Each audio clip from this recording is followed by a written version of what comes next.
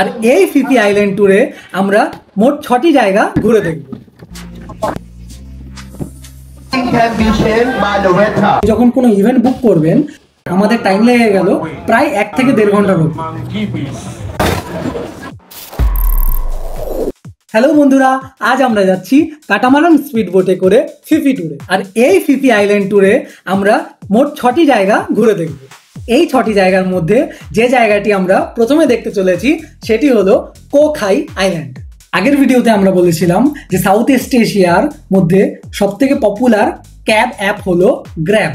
আর যে কোনো travel destination বা যে কোনো ইভেন্ট যদি আপনি বুক করতে চান তো সাউথ ইস্ট এশিয়ায় সবথেকে ফেমাস অ্যাপ হলো ক্লুক। আর এই ক্লুক অ্যাপ দিয়েই আমরা আজকের ফিফি আইল্যান্ড ট্যুরটি বুক করে নিয়েছি। মানে আপনি যদি এখানে এসে কোনো লোকাল ট্রাভেল এজেন্সি থেকে ফিফি আইল্যান্ডের ট্যুর বুক করেন তাহলে আপনার যে টাকা লাগবে আর আপনি যদি ক্লুকে বুক করেন তাহলে আপনার প্রায় 200 থেকে 300 ভাট আপনার কম লাগবে, মানে ভারতীয় টাকায় 700 থেকে 800 রুপি। আর ক্লুক অ্যাপ থেকে আপনি যখন কোনো ইভেন্ট বুক করবেন তার সঙ্গে আপনাকে 2টি অপশান দেওয়া হয়। একটা হলো জয়েন ইন ট্রান্সফার, মানে আপনি অন্যান্যদের সঙ্গে কোনো একটা গাড়িতে করে আপনি সেই ইভেন্টে পৌঁছবেন। আর আরেকটা হলো প্রাইভেট ট্রান্সফার। যদি ট্যুর বা ইভেন্টটি বুক করার সময় আপনি প্রাইভেট ট্রান্সফার চুজ করে থাকেন তাহলে একটি ক্যাব শুধুমাত্র আপনার জন্য আপনি যে হোটেলে উঠবেন তার সামনে এসে ওয়েট করবে সময় মতো। আর আপনাকে আপনার যে পিক আপ পয়েন্ট আছে আপনার ট্যুর বা ইভেন্টে সেখান অবধি আপনাকে পৌঁছে দেওয়া হবে। আবার ট্যুর শেষ হলে আপনাকে হোটেলে ড্রপ করে দেওয়া হবে। তো আমরা প্রাইভেট ট্রান্সফারটাই চুজ করেছিলাম। তো আমরা ব্রেকফাস্ট সেরে নিয়ে এখান থেকে কিছু সানগ্লাস আর সানস্ক্রিন কিনে নিলাম। আর সানস্ক্রিনগুলো অবশ্যই আপনারা গায়ে মাখবেন, নয়তো আপনাদের চামড়া পুরো পুড়ে যাবে। মানে কি হয়, চামড়া পোড়া বা ট্যান হওয়ার পরে সেই চামড়াগুলো দেখবেন কয়েকদিন পর আপনার গা থেকে উঠে যাচ্ছে, তো সেটা খুবই খারাপ দেখাবে। সেই জন্য আপনারা অবশ্যই সানস্ক্রিন ব্যবহার করবেন। যদি বাড়ি থেকে আনলেন তাহলে তো খুবই ভালো, আর যদি না আনেন 200 থেকে 300 টাকার মধ্যেই আপনারা কিনতে পারবেন। তো আপনি যদি হোটেল থেকে আনতে ভুলেও যান তাতেও কোনো প্রবলেম নেই, এখান থেকে চাইলে আপনারা কম দামের মধ্যেই কিনে নিতে পারেন। আর অবশ্যই এখানে একদমই বার্গেন হয় না, কারণ এখানে খুব কম দামেই আপনাকে এই জিনিসগুলো প্রোভাইড করা হচ্ছে। এরপর আমাদের সবাইকে রেজিস্ট্রেশন করতে হলো। আমাদের নাম প্লাস আমাদের যে পাসপোর্ট নাম্বার আছে সেগুলো ওরা এন্ট্রি করে নিল।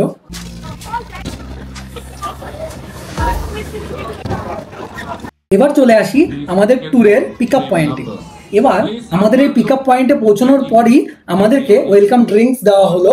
আর ওখানে একটা বুফে ব্রেকফাস্টের ব্যবস্থা করা ছিল, যেখানে আপনি সকালে ব্রেকফাস্টই করে নিতে পারেন। কারণ যেহেতু যে কোনো ইভেন্ট বা ট্যুরগুলো এখানে শুরু হয় সকাল 8টা থেকে 8:30টার মধ্যে, তাই কেউই ব্রেকফাস্ট করে আসে না। সেজন্য এখানে একটি বাফেট ব্রেকফাস্টের ব্যবস্থা করে রাখা হয়েছে। আর এখানে এসে ব্রেকফাস্ট করতে করতে আপনাকে আপনার গাইডরা ইন্ট্রোডাক্টরি লেসনগুলো আপনাকে বুঝিয়ে দেবে। আর 99% ল্যাঙ্গুয়েজটি ইংলিশই হয়। আর যদি আপনি ইংলিশ নাও বোঝেন অতটা, তাতেও আপনার কোনো প্রবলেম হবে না, কারণ জার্নিতে প্রতি স্টেপেই আপনাকে তারা বুঝিয়ে দেবে যে এরপর আপনাকে কি করতে হবে। তো প্রথম ইন্টারমিডিয়েট ডেস্টিনেশনটি আমাদের ছিল খখাই আইল্যান্ড। খখাই আইল্যান্ডটি একটি ছোট দ্বীপ। আর এই খখা আইল্যান্ডে পৌঁছতে আমাদের টাইম লেগে গেল প্রায় 1 থেকে 1.5 ঘন্টার উপর। আর এই খখা আইল্যান্ডে পৌঁছানোর পরই দেখলাম পুরো আইল্যান্ডটা জুড়ে কতগুলো ছোট ছোট হোটেল রয়েছে।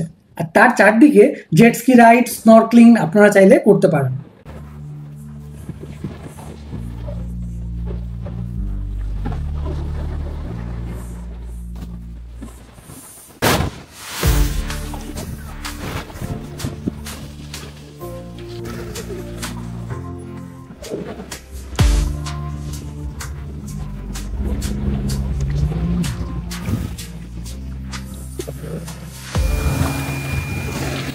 আমাদের পরবর্তী ডেস্টিনেশন খো ফিফি লে area.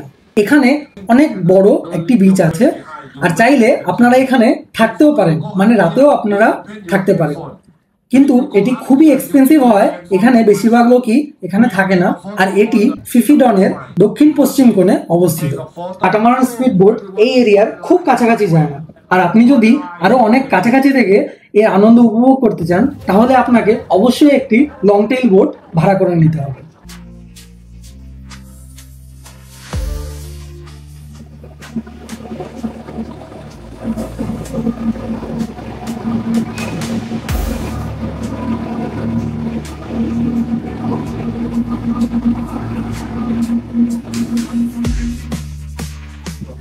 Okay, everyone, now we are right Monkey Beach. We call this area Monkey Beach, everyone. Before COVID-19, monkeys stay around here.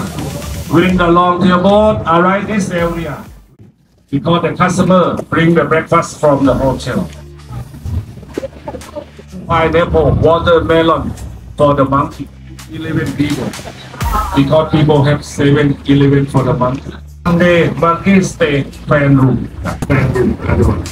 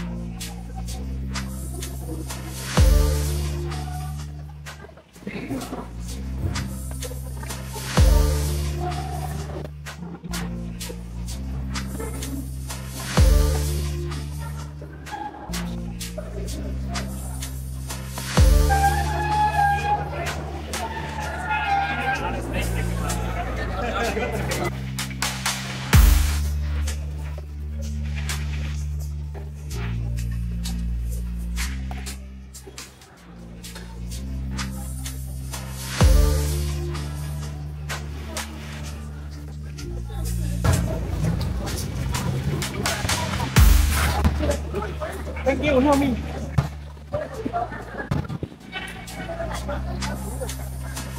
Có 6 mùa hay không?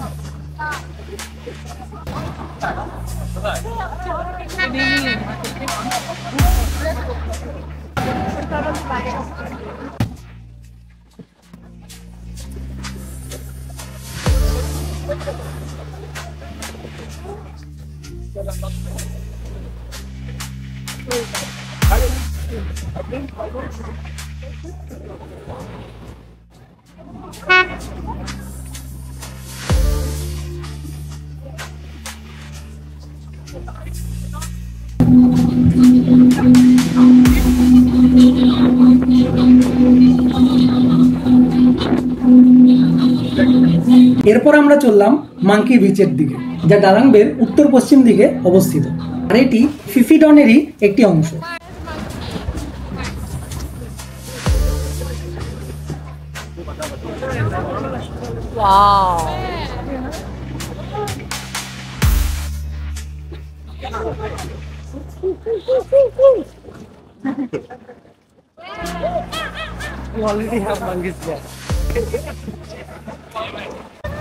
Monkey বিচে নামা যেত, কিন্তু যেহেতু আমরা পৌঁছতে পৌঁছতে জলস্তর অনেক বেড়ে গিয়েছিল, তাই আমরা আর নামলাম না।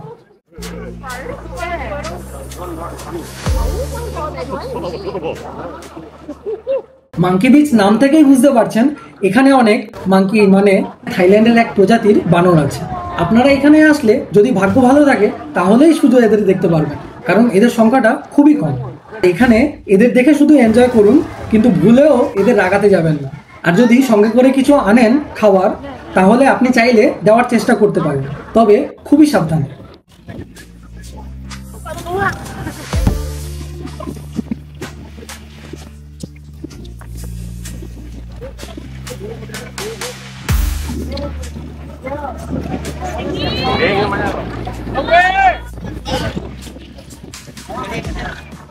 এখানেই এক জায়গায় টুরিস্টদের জন্য স্নরকেলিং এর ব্যবস্থা করা আছে। আমরাও স্নরকেলিং করেছিলাম, আর যা এক কথায় অসাধারণ। যেহেতু এখানে কোরালের পরিমাণটা অনেকটাই বেশি, তাই আপনারা স্নরকেলিং করে এখানে অনেক আনন্দ পাবেন। স্নরকেলিং করার পর আমরা চলে গেলাম ভাইকিং কেভ। আর এই ভাইকিং কেভে পৌঁছানোর পর একপাশে আমাদের কাটামারান স্পিড বোটটি দাঁড়ালো, আর এখান থেকেই আমরা উপভোগ করলাম ভাইকিং কেভের বাইরের সৌন্দর্য। এই কেভে ঢোকার মুখের যে গেটটি রয়েছে সেটি বাঁশ আর কাঠের স্ট্রাকচার দিয়ে তৈরি। বলে রাখি, ভাইকিং কেভ হলো ফিফি লে আইল্যান্ডের উত্তর পূর্ব দিকে অবস্থিত। আর এটি একটি ন্যাচারাল লাইমস্টোন দিয়ে তৈরি ম্যাগনিফিসেন্ট একটি কেভ, যার বাইরের দৃশ্যগুলি আপনাদের অবশ্যই মনোমুগ্ধ করবে। আর এখানে ভিজিটরদের জন্য কেভে ঢোকা নিষেধ, শুধুমাত্র টুরিস্টরা এন্ট্রান্সের 1-1.5 ফুট আগে অব্দি যেতে পারবে। তাই এখানেও আপনি যদি লং টেইল বোট ভাড়া করেন তাহলে আপনি একদম সামনে থেকে মানে 1-1.5 ফুট দূর থেকে আপনারা এই ভাইকিং কেভের সৌন্দর্য উপভোগ করতে পারবেন। এই কেভের দেয়ালে এক ধরনের পাখির বাসা আছে, যা খুবই দুর্মূল্য, কারণ এই পাখির বাসা দিয়ে এক ধরনের স্যুপ তৈরি হয়, যা এই অঞ্চলে খুবই বিখ্যাত। এর পরের গন্তব্য আমাদের মায়াবে। পৌঁছতেই দেখলাম রেড ফ্ল্যাগ উঠছে, আর এখানে যে কোনো টুরিস্ট স্পটে যদি আপনি রেড ফ্ল্যাগ দেখেন তাহলে বুঝে যাবেন যে এখানে সেদিনের জন্য আপনি আর এন্ট্রি করতে পারবেন না। আর এটাই এখানকার গভর্নমেন্টের রুল। যেহেতু আজ আর আমরা মায়াবেতে ঢুকতে পারবো না, তাই সেলফি নিয়েই মন ভরালাম। আর এখানে চারপাশের দৃশ্যগুলি খুবই মনোমুগ্ধকর। লিওনার্দো ক্যাপ্রিওর হলিউড মুভি দ্য বিচের শুটিং এখানেই হয়েছিল, যা আপনি এখানে এসে সেই ঘটনার সাক্ষী হতে পারবেন আর হারিয়ে যাবেন লিওনার্দো ক্যাপ্রিওর মুভি দ্য বিচে।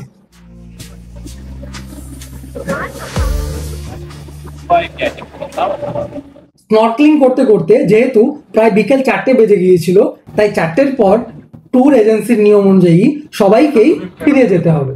তাই আমরা আশপাশটা আরেকটু ঘুরে নিয়ে তারপর আমরা আবার ফিরে চললাম।